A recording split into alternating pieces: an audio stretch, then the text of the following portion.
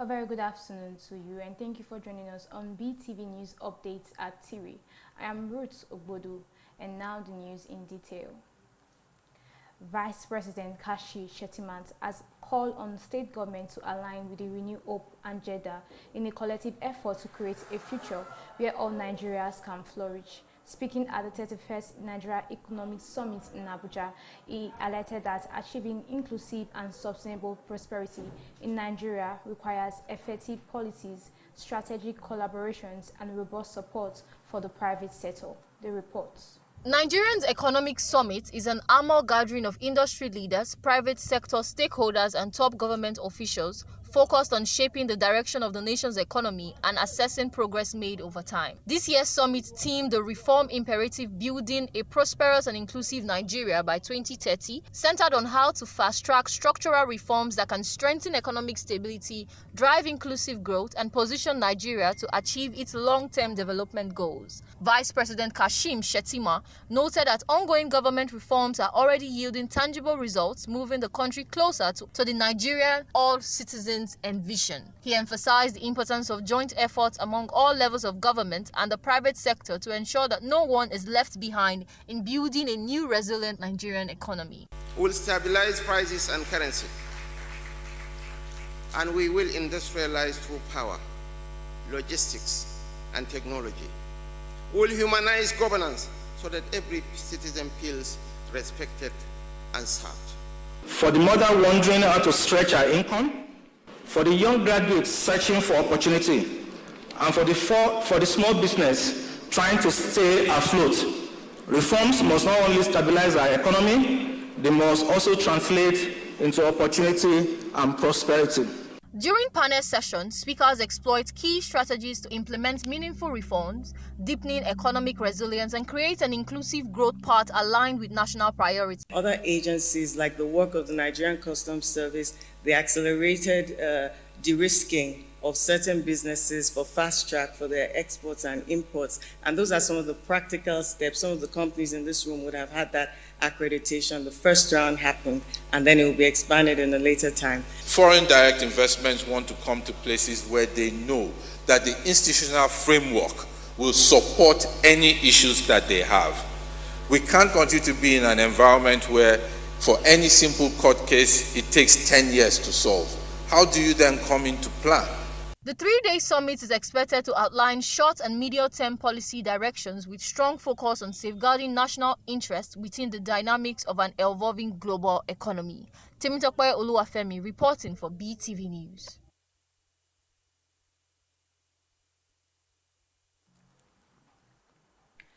The newly constructed Gateway International Airport in Ogun State recorded a major milestone on Tuesday morning as it welcomed its first commercial flight, despite heavy rainfall. The event marked the commencement of scheduled passengers operations at the state-owned airport. Passengers undeterred by the rain were seen lining up at the terminal for check-in ahead of the inaugural flight to Abuja operated by ValueJet. The launch of the Gateway International Airport in Ogun State is expected to significantly ease congestion at the Murtala Mohammed International Airport in Lagos, one of Nigeria's busiest aviation hubs. With its state-of-the-art facilities and full operational readiness, the airport is poised to serve as a catalyst for trade, investment, and tourism in the region. Notably, the airport has received an aerodrome operational permit from the Nigeria Civil Aviation Authority, becoming the first in the country to obtain such certification on the current regulatory standard.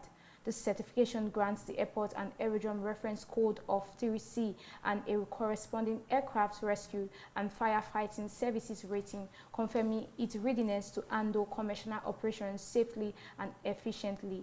Strategically located along the Ilisan-Iperu-Remo Road, the airport offers convenient accessibility for passengers and logistics operators alike. Its opening marks a major milestone for the administration of Governor Dapo Abiodun, reflecting the state government's commitment to enhancing infrastructure and stimulating economic growth. The commencement of flight operation is expected to bring wide-reaching benefits, including job creation, boosted economic activity, and enhanced regional connectivity. In its initial phase, ValueJet Airline will operate 2 weekly passenger flights between Abuja and the Gateway International Airport. Additionally, a global logistics company has committed to launching 2 weekly cargo flights between Lagos and the Ogun State Airport, further establishing the airport as a key international logistics hub. The airport also has been designated as an alternate landing site for Murtala Mohammed International Airport, underscore its strategic importance in Nigeria's aviation network. As operations commence, the Gateway International Airport is set to play a transformative role in the future of air travel in Nigeria, offering new opportunities to both domestic and international connectivity.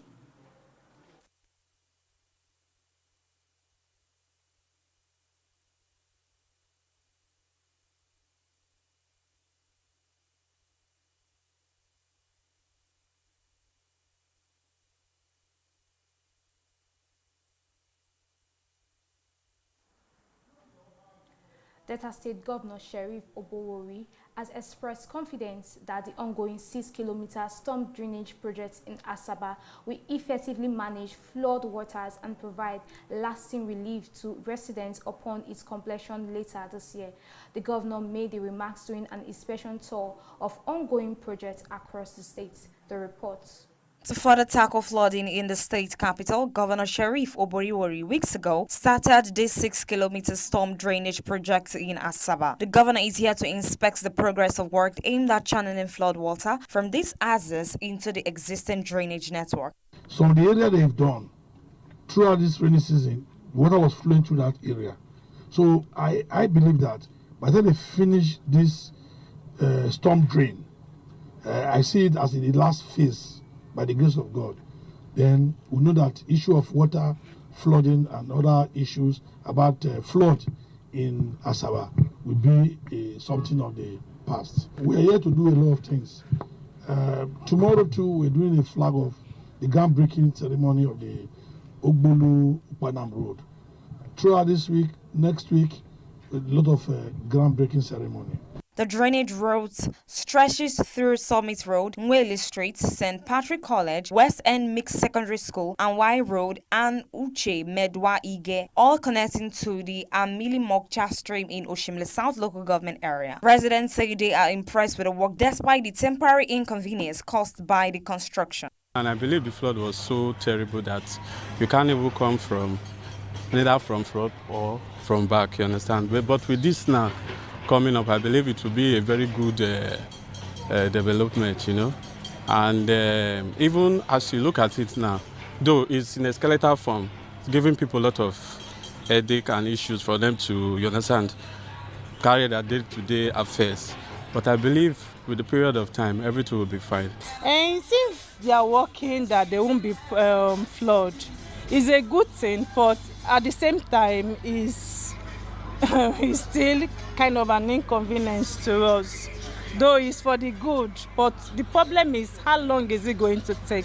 Residents and business owners along the project corridor expressed joy at the progress, commending the government for finally addressing a problem that has disrupted life in Asaba for decades. With visible progress and sustained government funding, the Summit Road Amili Mokcha Stream Flood Control Project is poised to deliver lasting relief to the people of Asaba. Evelyn Isabella reporting for BeeTv News.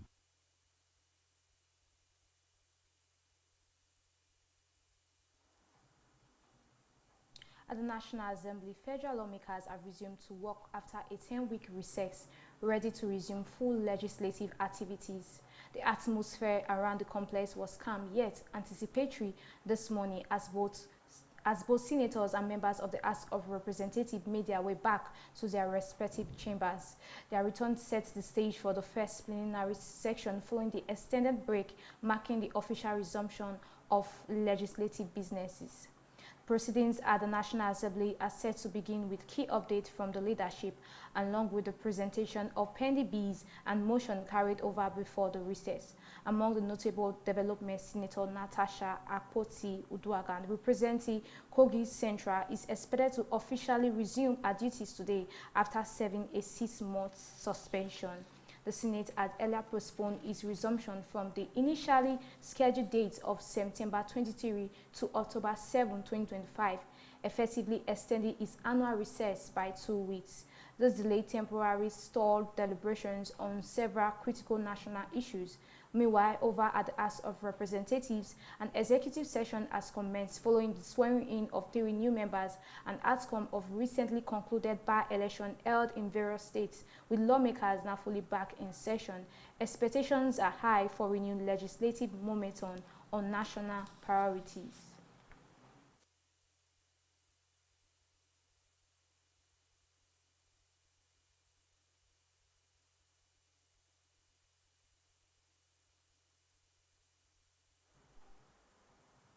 The Inter-Party Advisory Council has called for the establishment of an independent appointment committee to oversee the selection process for the chairman of the Independent National Electoral Commission.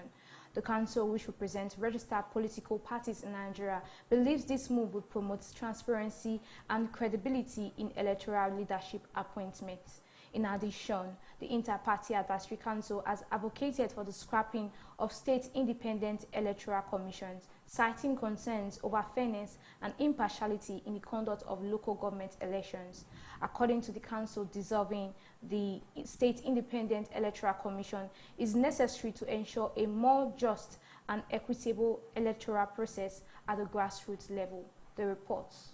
Another engaging moment by the House Committee on Constitution Review as part of measures to carry everyone along in the process of cease alteration. This time, leaders of political parties are the guests of the Benjamin Kalu-led committee. Regarding support for local governments, including fixed tenure for local governments, there are also suggestions regarding state police, which is to create state police alongside federal police. Electoral reforms, local government autonomy, women inclusion, state police, citizenship by marriage, citizenship by investment, as well as human rights and justice are some of the issues for deliberation. The National Assembly affirms Nigeria needs strong institutions which can be achieved through constitutional amendment. Streamline our electoral process, reducing the endless litigation that undermines the will of the people. Your community can deliver services without waiting for handouts from Abuja. An election is not a ceremony.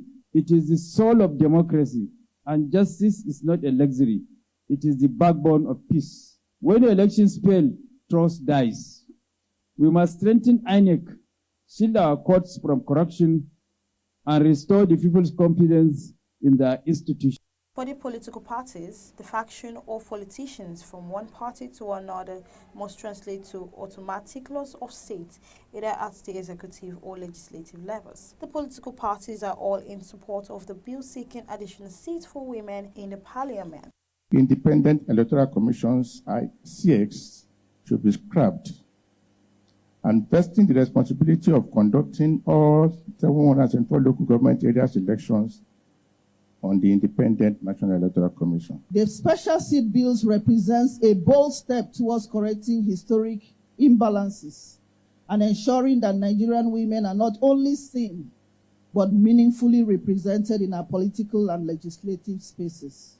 The outcome of the meeting will form part of the issues of the deliberation upon once the bills are presented for consideration. Favor Kolawole reporting for BeeTv News.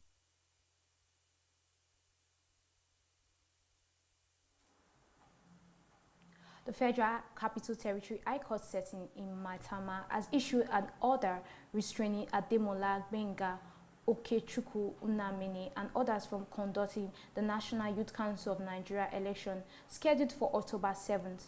The order will remain in effect pending the determination of the substantive suits currently before the courts. Justice Josephine Obana, ruling on the ex parte application, directed the Inspector General of Police and the Department of State Services to enforce the court order. The applicants in case are incorporated trustees of the National Youth Council of Nigeria. Sukubo Sarah Igbe Sukubo represented the existing leadership of the council.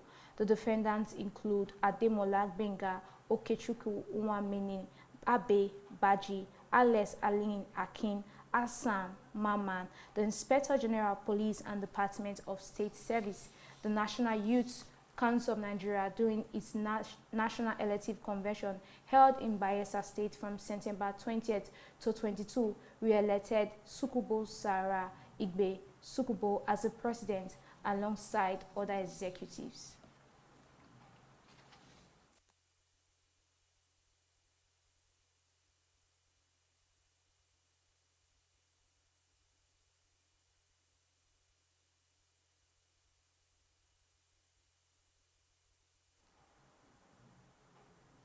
Nigeria is making a significant move towards achieving food security and transforming its agricultural sector as the Federal Ministry of Agriculture and Food Security unveils a new rain-fed wheat variety in Kuru, Plateau State.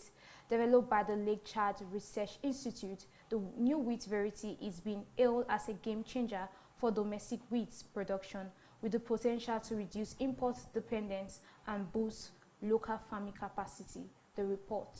The National Rain-Fed Wheat Farmers Field Day, held in Kuru, Plateau State, brought together key stakeholders from the Minister of Agriculture and Food Security, farmers and research institutions to the Governor of Plateau State to celebrate a breakthrough in wheat cultivation. The federal government says the event marks the beginning of a transformation driven by innovation, powered by policy and sustained by the resilience of Nigerian scientists and farmers. One that allows farmers in highland regions like Plateau, Mambila and Obudu to grow wheat during rainy seasons. This milestone represents more than a scientific advancement. It is a bold step towards achieving food and nutrition security for our great nation, Nigeria. With a Plateau experiment showing early promise, the success of wheat could mark a new dawn for Nigerians' food self-sufficiency. Let's decide today that this must be a turning point in the history of wheat production in Nigeria. That is why I would direct my Commissioner for Agriculture that within the next 2 weeks, I want to have a roadmap for wheat production for the next 3 years on the plateau. The Minister of Agriculture revealed that for decades, Nigeria has relied on the importation of wheat, costing the country about 1 trillion naira annually. He assures that the government is determined to change that through the Renewed Hope agenda, which prioritizes agriculture as a driver of food security and national sovereignty. The new rain-fed wheat variety offers hope for reversing that odds. Mohammed Zainab reporting for BeeTv News.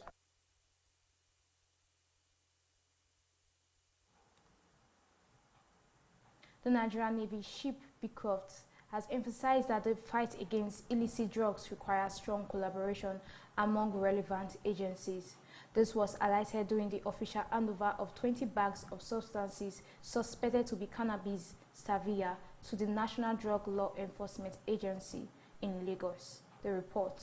The Nigerian Navy playing host to their counterpart for the National Drug Law Enforcement Agency. This meeting is one aimed at handing over suspected drugs intercepted by the Nigerian Navy around the Jagun area of Lagos. While commending his officers for their vigilance and professionalism, the executive officer, Nigerian Navy ship Beecroft, Captain Idoin Sit Udesian, representing the commander NNSB, Croft says such successes are achieved when security agencies put the nations first in the discharge of their duties. In the early hours of Thursday, the 2nd of October 2025, the base quick response team, supported by its internal security personnel of Operation Mesa, acting on credible intelligence, intercepted a van with a foreign registration number around Ijegun area. The vehicle was discovered to be laden with 20 bags suspected to be cannabis, weighing approximately 840 kilograms. The Nigerian Navy remains actively engaged in supporting internal security operations and collaborating with sister agencies to protect lives, properties, and the nation's maritime domain. Receiving the suspected drugs, the NDA Marine Commander Morrison Udo says this underscores that interagency rivalry doesn't work in the interest of the nation. The exhibit will be taken to the exhibit store. From there, order will be gotten from the court, and what will follow will be destruction of the exhibit, public destruction of the exhibit. Anytime NDLEA is to destroy exhibits. No arrest was made during the interception, as the suspects were said to have abandoned the vehicle and fled upon sighting the patrol team. Harmony Agbafor reporting for BeeTv News.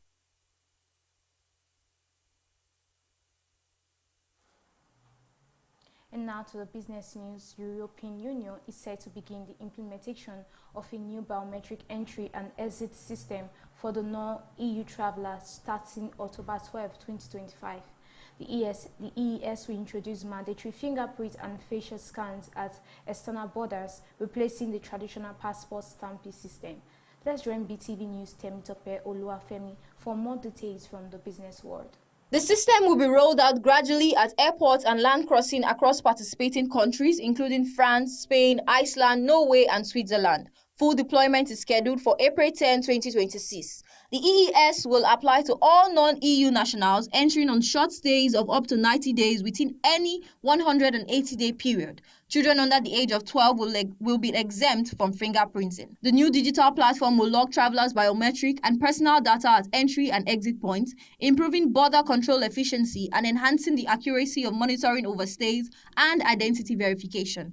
Biometric and personal data will be stored for up to 3 years and will not be shared with third parties. The EES aims to modernize border management, reduce processing times via self-service kiosks and advance information submission, and strengthen enforcement against illegal overstays.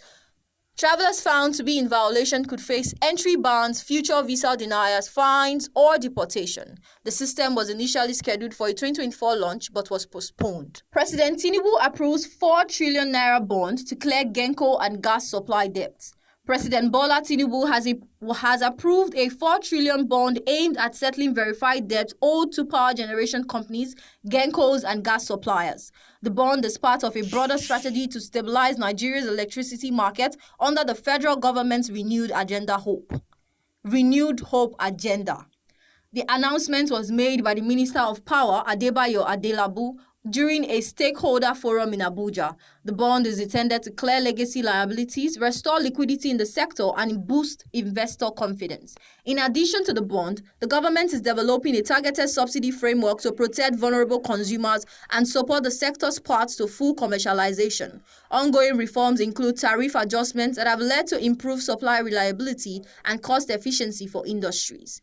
Industry revenue reportedly rose by 70% in 2024, reaching a 1.7 trillion naira with expectations of surpassing 2 trillion naira in 2025. Infrastructure development under the President Power Initiative has already added 700 megawatts of transmission capacity.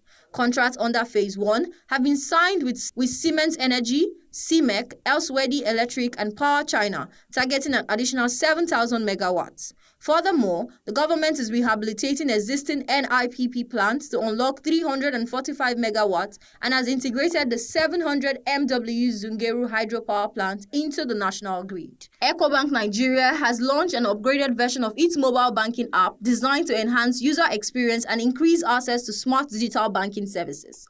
The updated app features a modern user interface and improved functionalities including facial recognition login, seamless bill payment, airtime top-ups, and QR code-enabled transactions. It also supports full account management capabilities such as digital account opening, cardless onboarding, end-to-end card management, request activation, PIN change, block and unblock, profile updates, dormant account reactivation, and real-time foreign exchange rate monitoring. The upgrade is part of Ecobank's broader digital transformation agenda aimed at providing customers with convenient, secure, and flexible banking options. The new app is available for download on the Apple App Store and Google Play Store. Temitope Oluwafemi reporting for BeeTv News.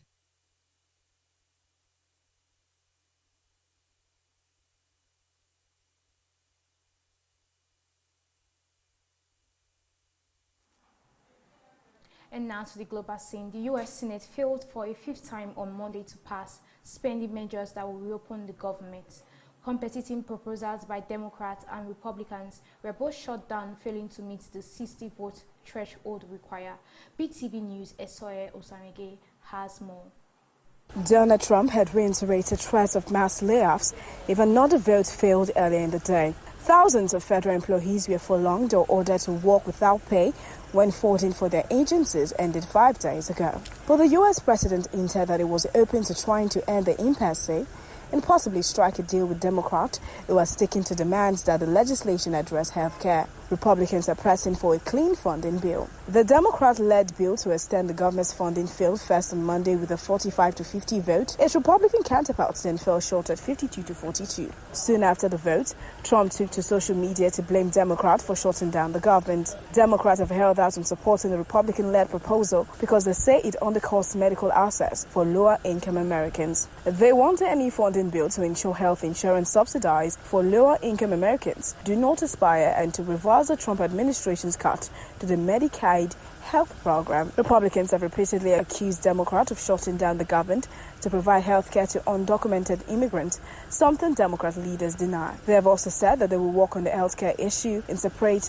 legislation after the government reopens. Speaking in the Oval Office on Monday, Trump said he's currently negotiating with Democrat leadership on possible health care provisions. The White House has warned since the shutdown started last Wednesday the permanent firings of federal employees were imminent. Press Secretary Caroline Leavitt echoed that on Monday, saying the Office of Management and Budget was already working with agencies that would have to lay people off. She said they do not want to see people laid off, but unfortunately, if this shutdown continues, layoffs are going to be an unfortunate consequence of that. In separate interviews, the House top Democrat Hakeem Jeffries and top Republican Speaker Mike Johnson each blamed the other party for the continued standoff. Jeffries accused Republicans of lying about Democrats' intention in the negotiation because they are losing the court of public opinion. But Johnson said Democrats were not serious and negotiating in bad faith. They are doing this to get political cover, he said. Recent polling from CBS, the BBC's U.S. news partner, found that Americans view both parties' handling of the shutdown unfavorable, with Trump and congressional Republicans being blamed slightly more for the situation. Soher Osemegi, reporting for BeeTv News.